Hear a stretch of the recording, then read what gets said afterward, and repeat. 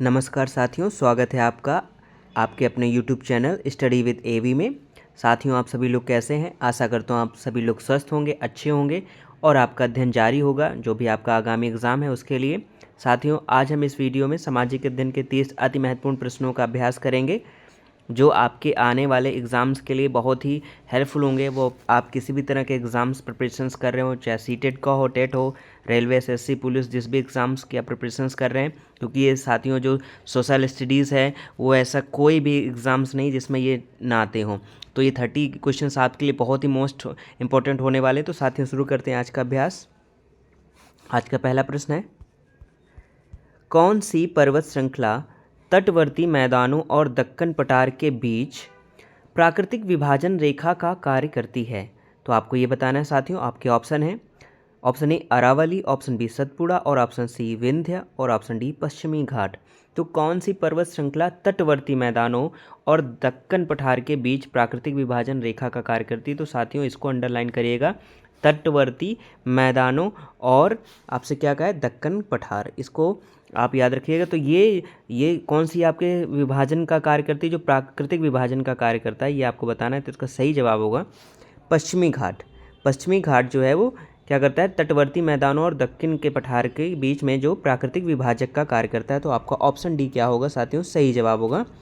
अगले बढ़ते हैं अगले प्रश्न पर। प्रश्न नंबर 2, भारत में निर्वाचन आयोग को स्वतंत्र और शक्तिशाली बनाने का मुख्य उद्देश्य क्या है? ऑप्शन ए सरकार की नीतियां बनाना और ऑप्शन बी लोकतांत्रिक प्रक्रिया की निष्पक्षता बनाए रखना और ऑप्शन सी विधानसभाएं भंग करना, ऑप्शन डी मंत्रिमंडल का गठन करना। तो भारत में निर्वाचन आयोग को स्वतंत्र और शक्तिशाली बनाने का मुख्य उद्देश्य क्या है कि कैसी व्यवस्था हो, लोकतांत्रिक प्रक्रिया की निष्पक्षता बनाए रखने के लिए। तो इसी वजह से निर्वाचन आयोग को स्वतंत्र और शक्तिशाली बनाने का मुख्य उद्देश्य है। तो आपका ऑप्शन बी क्या होगा, राइट आंसर होगा। अगले प्रश्न पर बढ़ते हैं। प्रश्न नंबर 3, वैदिक सभ्यता की आर्थिक संरचना का प्रमुख आधार क्या था? ऑप्शन ए व्यापार और उद्योग, ऑप्शन बी कृषि और पशुपालन, ऑप्शन सी खनन और धातु उद्योग और ऑप्शन डी समुद्री व्यापार। तो वैदिक सभ्यता की आर्थिक संरचना का प्रमुख आधार क्या है, ये आपको बताना है। तो इसका सही जवाब होगा साथियों ऑप्शन बी कृषि और पशुपालन। ये होगा जो वैदिक सभ्यता की आर्थिक संरचना का प्रमुख आधार था। अगले प्रश्न पर आते हैं। प्रश्न नंबर 4, 73वें संशोधन की सबसे महत्वपूर्ण विशेषता क्या है? तो 73वें संविधान संशोधन है साथियों यहाँ पे। तो 73वें संविधान संशोधन की सबसे महत्वपूर्ण विशेषता क्या है? आपका ऑप्शन ए अधिकारों का केंद्रीकरण और ऑप्शन बी ग्राम सभा को संवैधानिक दर्जा और ऑप्शन सी जनसंख्या नियंत्रण और ऑप्शन डी पंचायतों का विलुप्तीकरण। तो 73वें संविधान जो संशोधन हुआ था साथियों, वो किसके लिए था? ये आपका 1992 में हुआ था, पंचायत जो आपकी पंचायती राज व्यवस्था के लिए, और ये 24 अप्रैल 1993 को लागू हुआ था। तो इसमें ये आपका क्या होगा, जो ग्राम सभा को संवैधानिक दर्जा दिया गया था। 73वें संविधान संशोधन में क्या हुआ था, आपका ग्राम सभा को संवैधानिक दर्जा। तो आपका ऑप्शन बी क्या होगा, राइट आंसर होगा। और ये भी याद रखिएगा 1992 में ये संविधान संशोधन हुआ था और 24 अप्रैल 1993 को ये लागू हुआ था। तो ये इसको भी याद आप रखिएगा। तो साथियों, आपको वीडियो कैसा लग रहा है? अगर वीडियो अच्छा लग रहा हो तो ज़रूर लाइक कर दीजिएगा और कमेंट बॉक्स में बताइएगा कि कैसी मेरी मेहनत आपको लग रही है, अच्छी ख़राब जैसे भी आप बताइएगा ज़रूर। और मेरा प्रयास ये रहता है साथियों को आपको 15 से 20 मिनट में 30 अच्छे प्रश्नों का अभ्यास करा सकूं जो आपके आगामी एग्ज़ाम्स के लिए बहुत ही हेल्पफुल हो सकें। तो मैं आशा करता हूं आप सभी लोग को पसंद आएंगे और आप इनको जैसे भी हैं याद जरूर कर लीजिएगा, कंठस्थ कर लीजिएगा 1-2 बार वीडियो सुनकर। और अगर आपके पास ज़्यादा समय नहीं रहता तो आप जॉगिंग करते समय, टहलते समय, खाते समय, जो भी है, आप रील देखने से तो अच्छा ही है कि कम से कम नॉलेजेबल चीज़ देखी जाए। तो आते हैं अगले प्रश्न पर।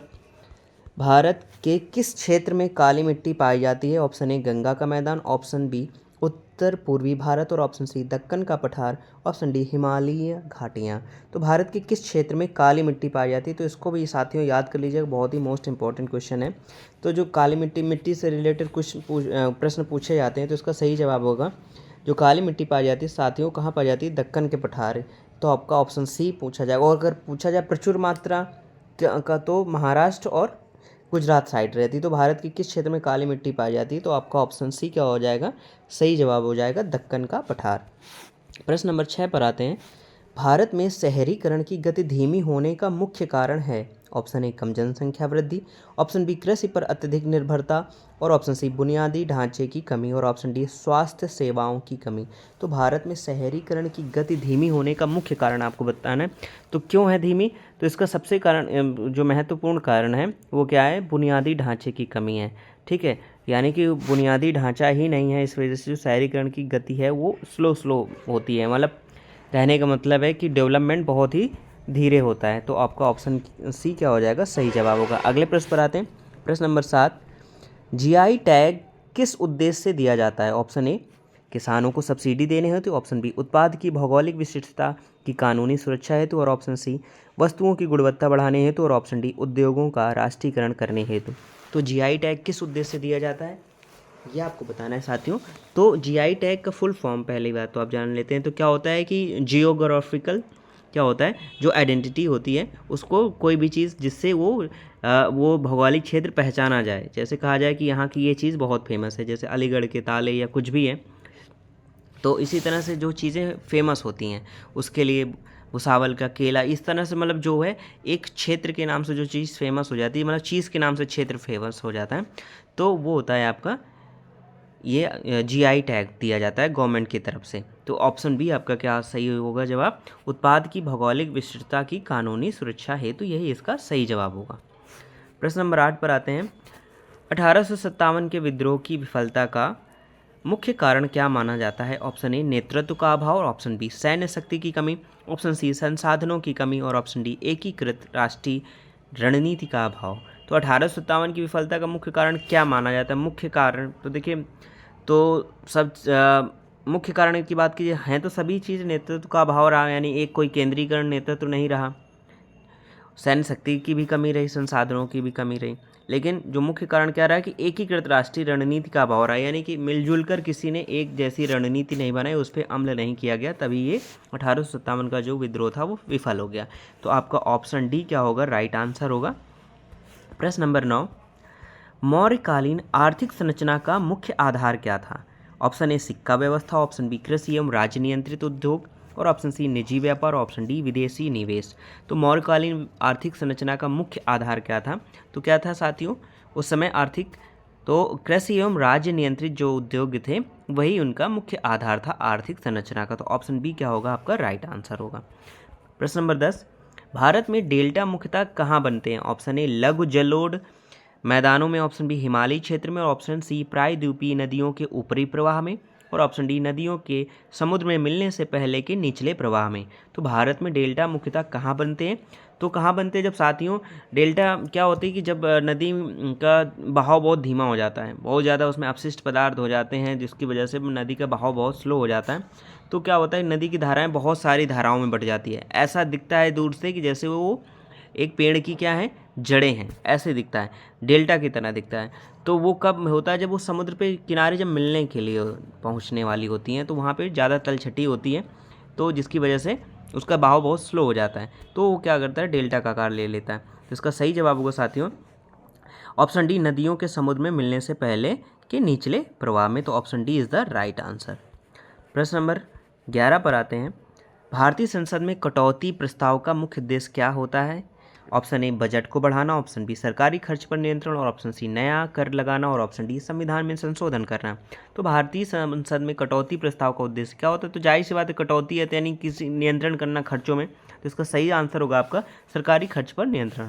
प्रश्न नंबर 12, WTO का भारत की अर्थव्यवस्था पर प्रमुख प्रभाव क्या है? ये आपको बताना है। ये वर्ल्ड ट्रेड ऑर्गेनाइजेशन का जो है भारत की अर्थव्यवस्था पर क्या प्रमुख प्रभाव पड़ता है आपको बताना है। ऑप्शन ए व्यापार पर कठोर प्रतिबंध, ऑप्शन बी वैश्विक बाजार में प्रतिस्पर्धा और उदारीकरण, और ऑप्शन सी केवल कृषि पर नियंत्रण, और ऑप्शन डी विदेशी व्यापार समाप्त। तो ये क्या करता है? वैश्विक बाजार को बढ़ावा देता है, प्रतिस्पर्धा यानी कंपटीशन का बढ़ाता है, और उदारीकरण करता है यानी सबके लिए समान मार्केट करता है ये WTO यानी वर्ल्ड ट्रेड ऑर्गेनाइजेशन।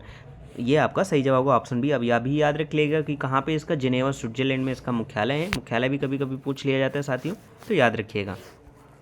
प्रश्न नंबर 13, कृषि का व्यापारीकरण भारत में किसके प्रभाव से शुरू हुआ? ऑप्शन ए भूमि सुधार, ऑप्शन बी औद्योगिक क्रांति और विदेशी मांग, ऑप्शन सी हरित क्रांति, और ऑप्शन डी रेल मार्ग विस्तार। तो कृषि का व्यापारीकरण भारत में किसके प्रभाव से शुरू हुआ? तो किसके प्रभाव से हुआ? जब औद्योगिक क्रांति हुई और विदेशी विदेशों में हमारी वस्तुओं की क्या हुई, मांग अधिक बढ़ी। तो कृषि का व्यापारीकरण भारत में किसके प्रभाव से शुरू हुआ, तो ऑप्शन बी आपका होगा सही जवाब, औद्योगिक क्रांति और विदेशी मांग से।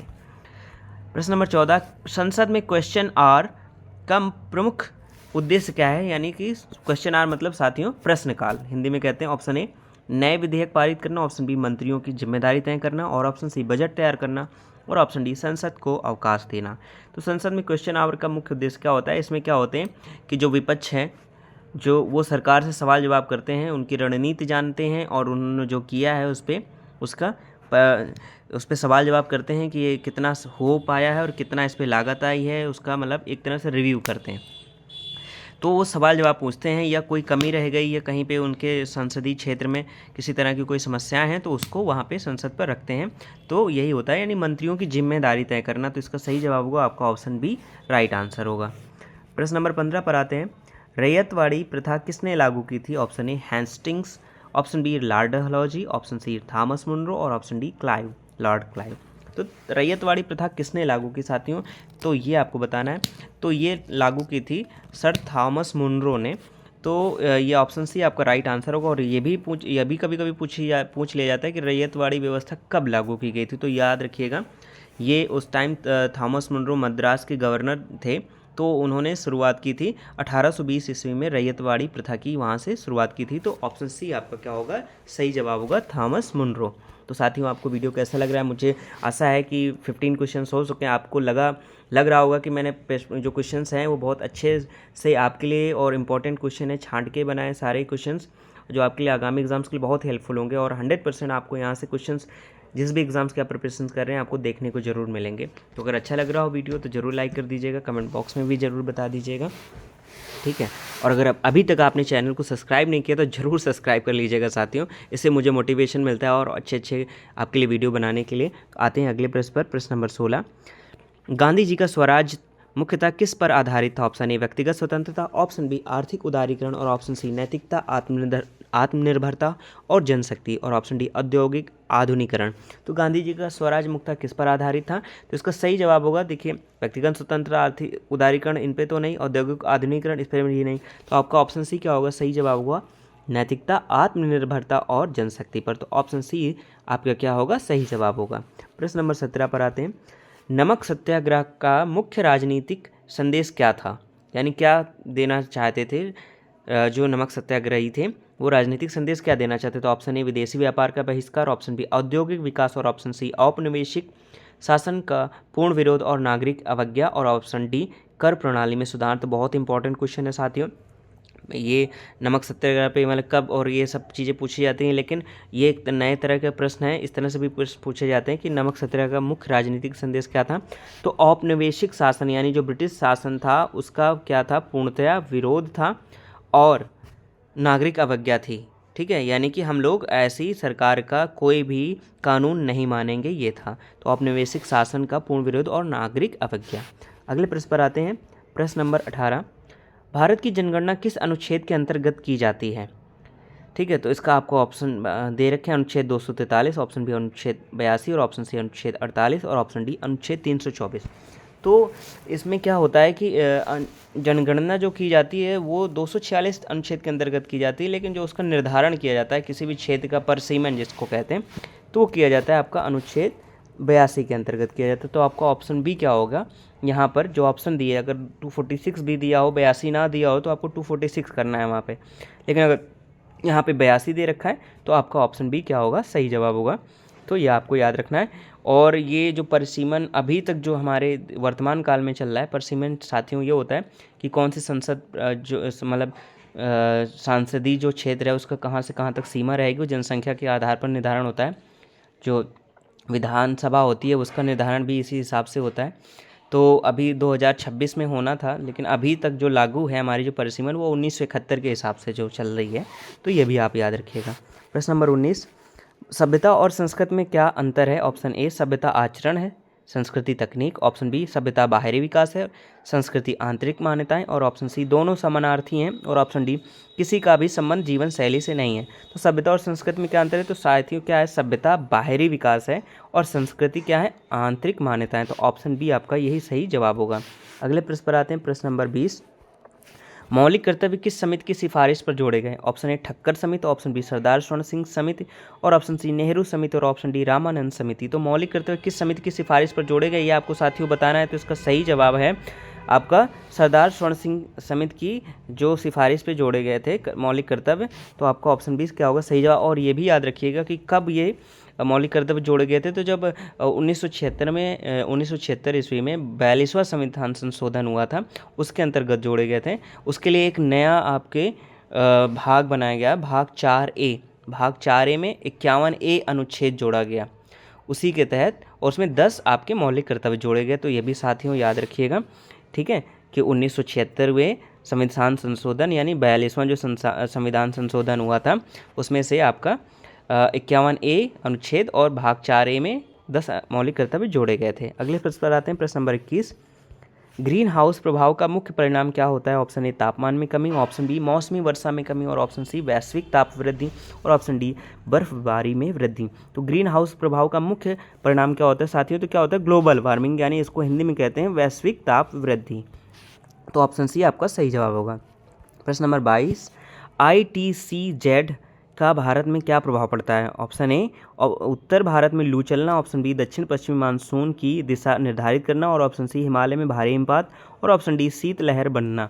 तो ITCZ पहले साथियों इसको समझते हैं। तो इसका मतलब क्या होता है? इसका फुल फॉर्म होता है इंटर ट्रॉपिकल कन्वर्जेंस जोन, ये होता है। इसमें क्या होता है कि जब दक्षिण पश्चिमी मानसून की दिशाओं का निर्धारण होता है, तो इसमें क्या होता है कि जो दोनों उत्तरी गोलार्ध पूर्वी गोलार्ध से आने वाली हवाएं जो होती हैं वो आपस में क्या होती टकराती हैं। तो जिस भी हवा का जो निम्न दाब होता है, जिस भी हवा में, वो उसमें जो जिसका दाब अधिक होता है उसी तरफ से क्या होने लगती हैं, हवाएं ज़्यादा तेज़ बहने लगती हैं। तो उसी दिशा में, यानी पछुआ हवाएं और जिनको आप पूर्वी हवाएं कहते हैं, वो उसी से कन्वर्ट्स होती हैं। जिस हवा का दाब निम्न होता है वो उस तरफ हवा का प्रसार ज़्यादा अधिक बढ़ जाता है। तो यानी कि ऑप्शन बी आपका सही जवाब होगा, दक्षिण पश्चिमी मानसून की दिशा निर्धारित करना। इसी को और डोल ड्रम भी कहते हैं साथियों, याद रखिएगा, इसे डोल ड्रम भी कहते हैं। तो याद रखिएगा क्या प्रभाव पड़ता है कि दक्षिण पश्चिमी मानसून की दिशा निर्धारित करता है ITCZ। प्रश्न नंबर 23। मानव विकास सूचकांक SDI किन तथ्यों पर आधारित है? ऑप्शन ए प्राकृतिक संसाधन, ऑप्शन बी राष्ट्रीय संभ्रांत वर्ग, ऑप्शन सी स्वास्थ्य, शिक्षा और जीवन स्तर, और ऑप्शन डी राजनीतिक भागीदारी। तो मानव विकास सूचकांक यानी ह्यूमन डेवलपमेंट इंडेक्स जो है वो किन तथ्यों पर आधारित है? तो साथियों किस तथ्यों पर आधारित है? ऑप्शन सी आपका सही जवाब होगा, स्वास्थ्य, शिक्षा और जीवन स्तर। प्रश्न नंबर 24 पर आते हैं। अविश्वास प्रस्ताव पारित होने का प्रत्यक्ष परिणाम क्या होता है? ऑप्शन ए राष्ट्रपति पद रिक्त हो जाता है, ऑप्शन बी सरकार अवैध घोषित हो जाती है, और ऑप्शन सी मंत्रिपरिषद को त्याग पत्र देना पड़ता है, और ऑप्शन डी नया संविधान बनाया जाता है। तो अविश्वास प्रस्ताव पारित होने का प्रत्यक्ष परिणाम क्या होता है साथियों? तो इसका सही जवाब होगा मंत्रिपरिषद को त्याग पत्र देना पड़ता है। ऑप्शन सी आपका क्या होगा सही जवाब होगा। प्रश्न नंबर 25 पर आते हैं। भारत में मानसून की असमानता का कारण क्या है? ऑप्शन ए पर्वत श्रृंखलाएं, ऑप्शन बी नदियों की दिशा, ऑप्शन सी जंगलों की कमी, और ऑप्शन डी जनसंख्या घनत्व। तो भारत में मानसून की असमानता का कारण क्या है ये आपको बताना है। तो क्या है, पर्वत श्रृंखलाएं बहुत हैं भारत में, इसी वजह से क्या होता है कि इस छोर से पर्वत के दूसरी छोर में हवाएं नहीं जा पाती, जिसकी वजह से मानसूनी हवा नहीं जा पाती, जिससे वर्षा की क्या होती है, इस क्षेत्र जिस ओर पर्वत कि इस ओर अधिक वर्षा होती है और दूसरी ओर कम वर्षा होती है। तो यही असमानता का कारण है। तो आपका ऑप्शन ए क्या हो जाएगा सही जवाब होगा। प्रश्न नंबर 26। दिल्ली सल्तनत में एकता का धारक किसके प्रति उत्तरदायी था? यानी जो एकता प्रणाली थी, जो इक्तादार होता था वो किसके लिए उत्तरदायी होता था, यानी वो किसके लिए जवाबदेही होता था। तो ऑप्शन ए अमीर हाजिब, ऑप्शन बी काजी उल कुज़ा, और ऑप्शन सी वजीर, और ऑप्शन डी सुल्तान। तो दिल्ली सल्तनत में एकता का धारक किसके प्रति उत्तरदायी होता था? तो सुल्तान। और ये एकता प्रणाली लागू किसने की थी? तो साथियों ये इल्तुतमिश ने चालू की थी। ठीक है, तो इसको याद रखिए 1226 ईस्वी के आसपास। तो दिल्ली सल्तनत में एकता का धारक किसके प्रति उत्तरदायी? तो ऑप्शन डी आपका सही जवाब होगा सुल्तान। प्रश्न नंबर 27। नदियों में वृक्कोत्थ प्रवाह यानी मेंडर्स बनने का कारण क्या है, ये आपको बताना है। ऑप्शन ए भूकंप, ऑप्शन बी पवन, ऑप्शन सी कटाव और निक्षेपण का संयुक्त प्रभाव, और ऑप्शन डी नदियों में जीवों का जमाव। तो नदियों में वृक्कोत्थ मेंडर्स जिसको कहते हैं साथियों, बनने का कारण क्या है? तो मेन चीज़ ये है कि मेंडर्स होते क्या है, तो इसको यानी कि नदी का जो बहाव होता है वो साथियों कैसा आपने देखा होगा, एक सीधी रेखा में नहीं होता, हमेशा कैसा होता है, टेढ़ा मेढ़ा होता है, सर्पिलाकार होता है। तो सर्पिलाकार ही इसको कहते हैं, वक्रोथ यानी मेंडर्स को। तो किस वजह से हो जाता है, तो कटाव और निक्षेपण का संयुक्त प्रभाव रहता है। यानी कि जब पहाड़ी क्षेत्र से नदियाँ नीचे मैदानी क्षेत्रों में आती है तो उनमें बहुत सारे बालू कंकड़ के पत्थर रहते हैं, जिससे वो जमा होता है, जिससे वो अपनी दिशाएं बदलती हैं। तो वही इसमें लिखा है कि कटाव और निक्षेपण का संयुक्त प्रभाव रहता है नदियों में वक्रोध बनने का। तो ऑप्शन सी आपका क्या होगा, सही जवाब होगा। प्रश्न नंबर 28, संविधान सभा में उद्देश्य प्रस्ताव किसने रखा और उसका उद्देश्य क्या था, ये आपको बताना है। तो ऑप्शन ए महात्मा गांधी, शांति स्थापित करना। ऑप्शन बी राजेंद्र प्रसाद, संघीय ढांचा देना। और ऑप्शन सी जवाहरलाल नेहरू, स्वतंत्र भारत के मूल सिद्धांतों की रूपरेखा तय करना। और ऑप्शन डी डॉक्टर अंबेडकर, संविधान का प्रारूप लिखना। तो इसका सही जवाब आपको बताना है। तो संविधान सभा में उद्देश्य प्रस्ताव किसने रखा और उसका उद्देश्य क्या था, तो इसका सही जवाब होगा उद्देश्य प्रस्ताव रखा था पंडित जवाहरलाल नेहरू ने। और उनका उद्देश्य क्या था इस चीज़ का, कि स्वतंत्र भारत के मूल सिद्धांतों की रूपरेखा तय करना। तो ऑप्शन सी आपका सही जवाब होगा। प्रश्न नंबर 29 पर आते हैं साथियों, लोकतांत्रिक विकेंद्रीकरण का सर्वाधिक उपयुक्त उदाहरण कौन सा है। ऑप्शन ए राज्यपाल का अधिकार, ऑप्शन बी जिला कलेक्टर प्रणाली, ऑप्शन सी पंचायती राज व्यवस्था और ऑप्शन डी केंद्र सरकार की योजनाएं। तो लोकतांत्रिक विकेंद्रीकरण का सर्वाधिक उपयुक्त उदाहरण कौन सा है, तो ये क्या है साथियों, पंचायती राज व्यवस्था। क्योंकि ये त्रिस्तरीय पंचायती राज व्यवस्था होती है, जो एक क्या है, डिसेंट्रलाइजेशन अब है हमारे देश का। तो लोकतांत्रिक विकेंद्रीकरण का सर्वाधिक उपयुक्त उदाहरण है। तो आपका ऑप्शन सी क्या होगा, सही जवाब होगा।